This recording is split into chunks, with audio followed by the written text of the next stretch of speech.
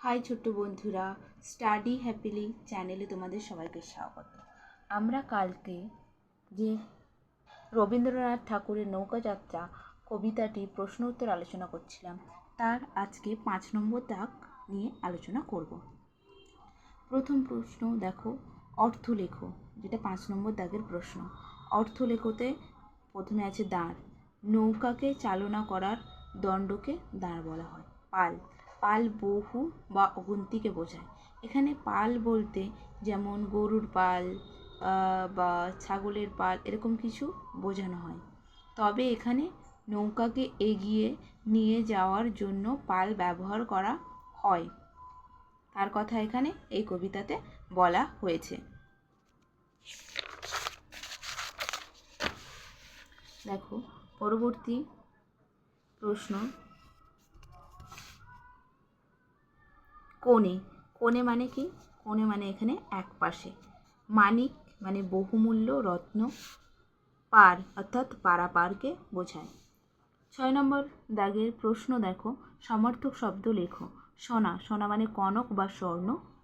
নৌকা মানে হলো তরী। নৌকার একটা সমর্থক শব্দ হলো তরী। নদীকে আবার তটিনীও বলা হয়। সমুদ্রকে সাগর বলা হয়। মাঠ মানে ময়দান। একটা মাঠের আর একটা হচ্ছে সমর্থক শব্দ হলো ময়দান।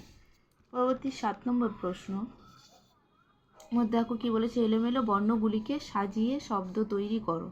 এলোমেলো বর্ণ আছে ত্রু, পু, জ, রা। তাহলে এটা সাজালে কি হবে? রাজ, পুত্রু। টি, র, এ, বা, ক, একটি বার। তারপরে দেখো র, লা, দু, পু, বে। তাহলে এটাকে সাজালে কি হবে? দুপুর বেলা। নেক্সট পরেরটা, পা, তে, রন, তো। অর্থাৎ এখানে দেখো এটা সাজালে কি হবে? তে, পান, তর। পরবর্তী 8 দাগে কি বলছে আমরা দেখে নেব। 8 দাগে শব্দ যুগলের অর্থ পার্থক্য দেখাও। এখানে শব্দ যুগলের মধ্যে দেখো দিয়েছে বা, ব আকারে বা, ধ আকারে ধা, বাধা। বাধা মানে বিঘ্ন বা নিষেধ। আর বয় চন্দ্রবিন্দু রাখা ধয়াকার বাঁধা। বাঁধা মানে গচ্ছিত বা বন্ধ।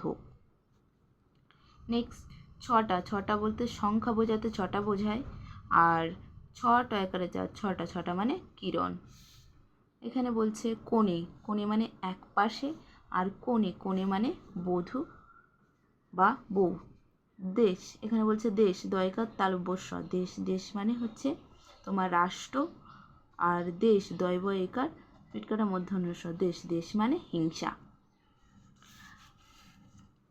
নেক্সট পরেরটা পারাপার। পার মানে হচ্ছে পারাপার। আর পার, পার মানে তীর বা কিনারা। পরবর্তী 9 নম্বর প্রশ্ন বলছে পাটে দিয়ে দুটি বাক্য তোমাদের লিখতে বলেছে। তার মধ্যে একটা পাটে দেখো আমি এখানে লিখেছি, এবার বারে পাটের চাষে চাষিদের লাভ হয়েছে। পাটে এখানে পশ্চিম দিগন্তে সূর্য পাটে গেছে।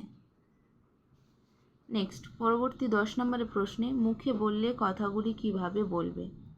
অর্থাৎ এখানে কবিতা লাইন তুলে দিয়েছে, সেটা তোমাকে মুখে বললে তুমি কিভাবে বলবে সেটা। তো আমরা এখানে আমি আমার মতোভাবে করে দিয়েছি, এটা তোমরা লিখতে পারো। আমি কেবল যাব একটি বার, 7 সমুদ্র 13 নদী পার। আমি একবার 7 সমুদ্র 13 নদী পারে যাব।